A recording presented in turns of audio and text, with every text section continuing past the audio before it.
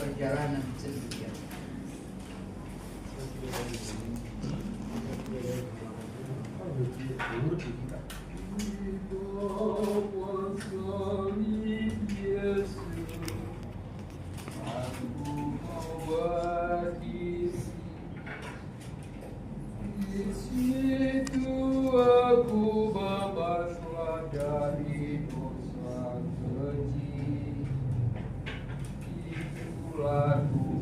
Bagiku di padang belantara,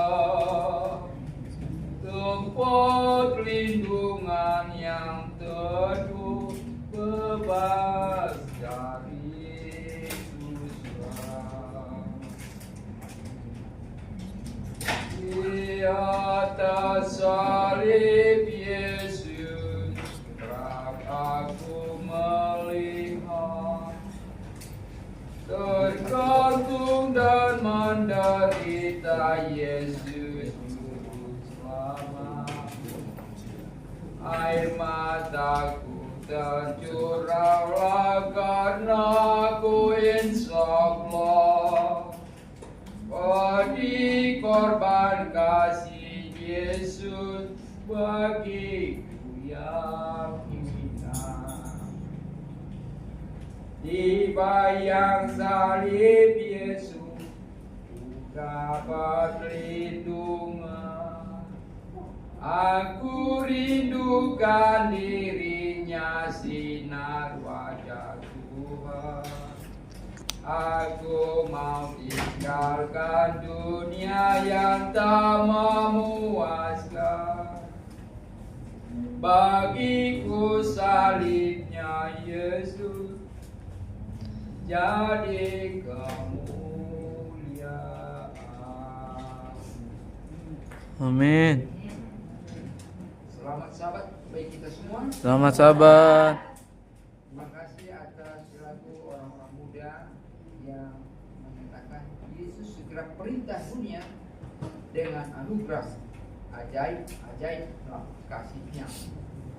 Judul khotbah yang akan saya sampaikan saat ini adalah kasih-Nya.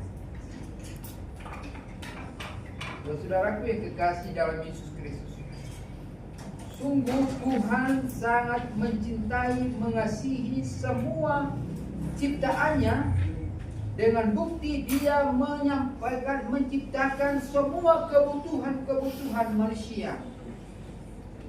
Dia ciptakan tanaman-tanaman, tumbuh-tumbuhan yang menghasilkan buah-buah untuk makanan manusia.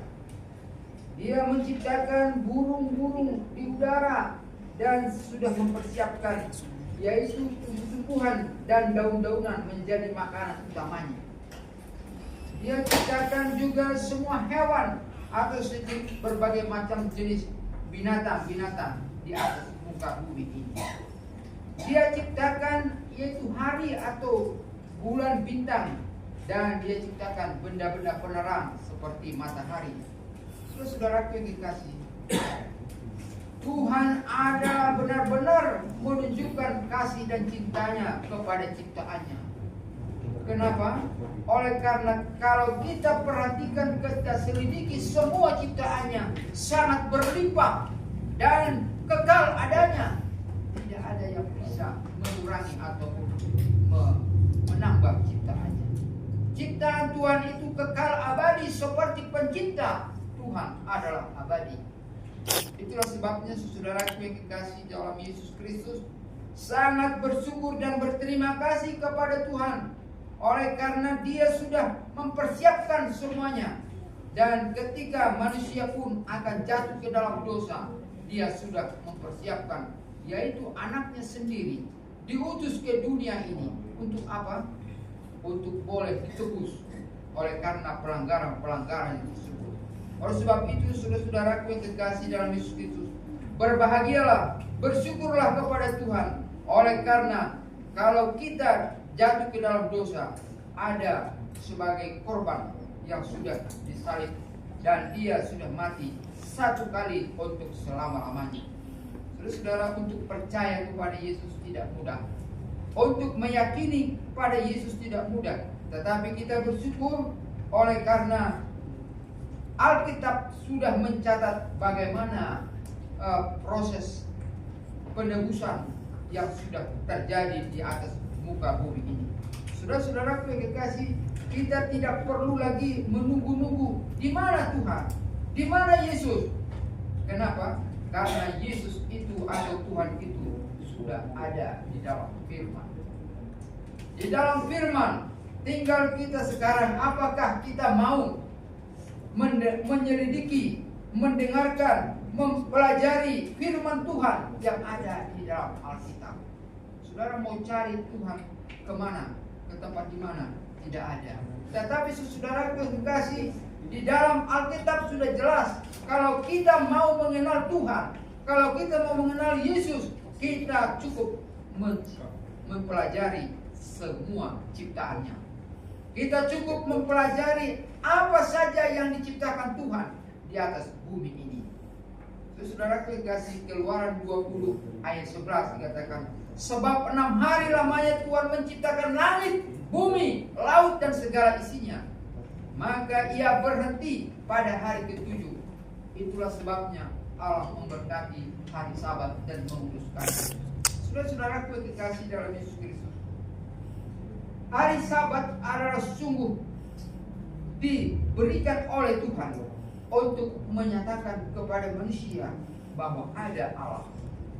Ada Tuhan pencipta yang berkuasa kepada seluruh manusia. Itu sebab itu saudara, ketika kita sampai kepada hari yang ke-7, maka kita harus bersyukur dan berterima kasih kepada Tuhan. Untuk menyegarkan, untuk mengingatkan, untuk memberitahukan bahwa Tuhan itu adalah Maha Kasih, Tuhan itu adalah Maha Pencipta, Tuhan itu adalah Maha Kekal, dan dia adalah Maha Tahu dalam segala hal kehidupan manusia maupun di dalam kematian. Itulah sebabnya saudara yang dikasihi, Yesus mati di kayu salib dan kemudian dikuburkan dan berada pada hari Sabat dikubur. Tetapi dia bangkit pada hari pertama dalam minggu itu. Saudara yang dikasihi, itu adalah jelas di dalam Alkitab. Itu sebabnya saudara, Matius pasal 28 ayat 1 boleh kita sama-sama perhatikan. Apa katanya di sini?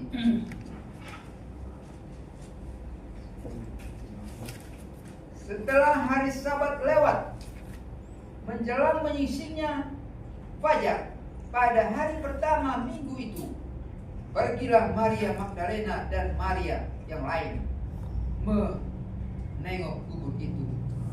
Saudaraku yang kekasih, kalau kita baca selanjutnya, bahwa pada hari itu, pada hari pertama, pada minggu itu, maka dikatakan Yesus tidak ada di dalam kubur tersebut karena dia sudah bangkit.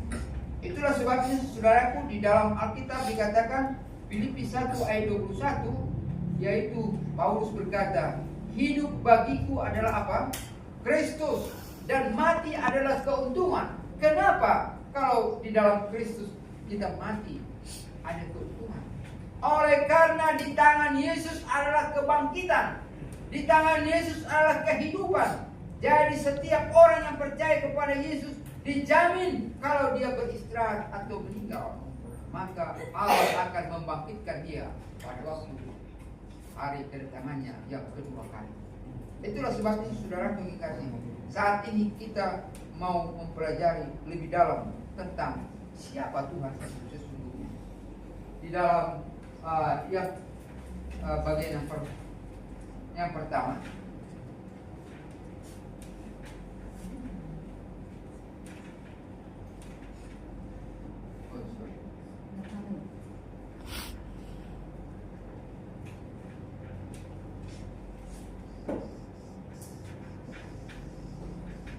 saudara, ini kasih ya. Dalam suatu Yohanes 4 ayat 8, di situ jelas dikatakan bahwa Allah atau Tuhan itu adalah apa? Kasih. Dan kasih ini saudara, kalau dijelaskan, maka dia mencakup keseluruhan 10 perintah Tuhan, yaitu kasih kepada Allah, perintah yang pertama sampai kepada yang keempat. Kasih kepada sesama manusia adalah perintah ke-5 sampai ke-10. Saudara, dikasih dalam Sama. Tentang kasih. ini mempunyai kaitan perintah 1 sampai yang Ayat 8. ke-10. Tidak terputus dan itu bersambung, saudara. Jadi saudara kekasih, seperti yang sudah kita bahas tadi, bahwa hukum Tuhan ini, perintah Tuhan ini tidak sama dengan perintah manusia. Dan perintah Tuhan ini atau hukum Tuhan ini kekal abadi untuk selama-lamanya. Tetapi hukum upacara, yaitu tentang kurban yang dilaksanakan oleh Musa pada waktu dahulu kala, itu sudah berakhir ketika Yesus sudah mati dan sudah dikubur dan sudah bangkit. Dan saudara, di dalam buku Ibrani dikatakan Yesus tidak mengorbankan dirinya dengan darahnya berkali-kali, tetapi dia hanya menyampaikan membuat korban tersebut satu kali untuk selama-lamanya. Dan bagi setiap orang yang bersungguh-sungguh mendengarkan dan percaya kepada firman Tuhan ini, mereka akan menjadi anak-anak kesayangan daripada Tuhan. Itu sebabnya dalam Ibrani pasal 8 ayat 10 dikatakan bahwa Tuhan sendiri yang membuat hukum itu di dalam akal budi orang-orang yang percaya. Dan Tuhan sendiri yang menuliskan di dalam hati mereka. Terus saudara kekasih, kalau sudah Tuhan yang menuliskan, maka berarti kita sudah sah menjadi umat Tuhan. Itu sebabnya saudara, bagi kita yang sudah menerima hukum Tuhan ini, kita akan menjadi umat Tuhan, dan Dia pencipta akan menjadi Allah kita. Sungguh sangat berbahagia bagi orang-orang yang menerima dari Tuhan Allah adalah kasih. Itu saudara, kalau tulisan ini singkat ya, tetapi sesungguhnya seluruh dunia ini adalah kasih. Seluruh pengetahuan tentang firman Tuhan itu adalah menjadi satu kata, yaitu kasih. Itu sebabnya kemana saja kita berada di muka bumi ini, tidak bisa menyimpang daripada Tuhan. Dari mana buktinya? Kita tidak bisa menyingkir atau tidak bisa menolak tanah ciptaan Tuhan. Kita mau menghirup udara, kita mau menyimpang dari Tuhan, tidak bisa. Kenapa? Karena semua bumi ini adalah Dia punya. Dia adalah pencipta segala sesuatu.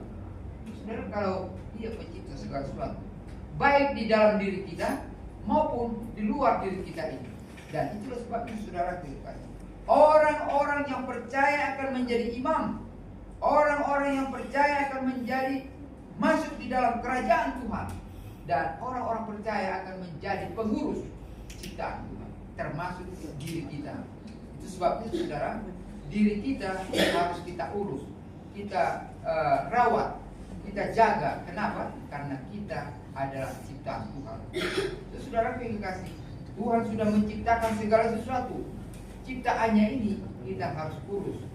Itulah sebabnya saudara yang kasih, bagi orang yang percaya untuk mengurus akan urusannya ada aturan-aturan yang sudah ditentukan. Aturan apa itu? Yaitu aturan tentang 10 perintah Tuhan. 10 perintah Tuhan adalah dari Tuhan sendiri. Itu sebabnya kita tidak boleh menyimpang daripada Tuhan, karena semua dunia adalah ciptaannya. Dia adalah pencipta manusia dan menurut gambar dan rupanya. Sekarang kasih.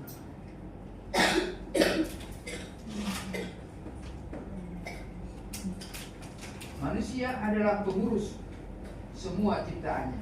Itu sebabnya saudara, kalau ada di dalam diri kita merasa malas untuk makan, malas untuk mandi, malas untuk beribadah, saudara, itu pertanda kita belum menyadari bahwa diri kita adalah ciptaan Tuhan. Dia melihat semua manusia di dunia ini. Coba kita lihat di dalam Ibrani pasal 4 ayat 13.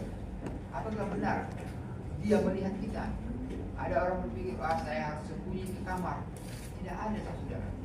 Mau kemana saja saudara pergi, dia tetap melihat.